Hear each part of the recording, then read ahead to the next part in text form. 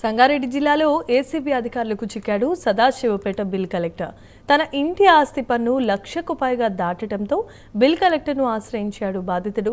పన్ను తగ్గిస్తే కట్టేందుకు తాను సిద్ధంగా ఉన్నట్లుగా తెలిపారు. దీంతో నిఖిల్ రెడ్డి తనకి లంచం ఇస్తేనే ఇంటి పన్ను తగ్గిస్తానని డిమాండ్ చేశాడు. 50,000 రూపాయలకు ఇంటి పన్ను తగ్గిస్తానని, తనపై తనకు 35,000 రూపాయలు అదనంగా ఇవ్వాల్సిందిగా డిమాండ్ చేశారు. దీంతో బాధితుడు ఏసీబీని ఆశ్రయించగా పథకం ప్రకారం లంచం ఇస్తుండగా ఏసీబీ అధికారులు చాకచక్యంగా పట్టుకున్నారు.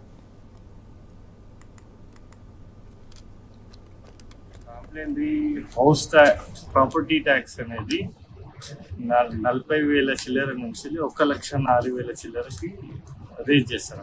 3 years ఏదైతే ఉన్నదో అతను 40,000 చిల్లర ట్యాక్స్ కడుతుంది, ప్రాపర్టీ ట్యాక్స్.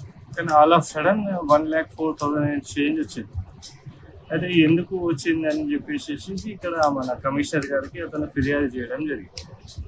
కమిషనర్ గారు ఏం చేశారంటే ఇది చెక్ చేయండి అని చెప్పేసి కన్సర్న్ ఆఫీసర్స్కి రాశారనమాట అతని పిటిషన్ మీద.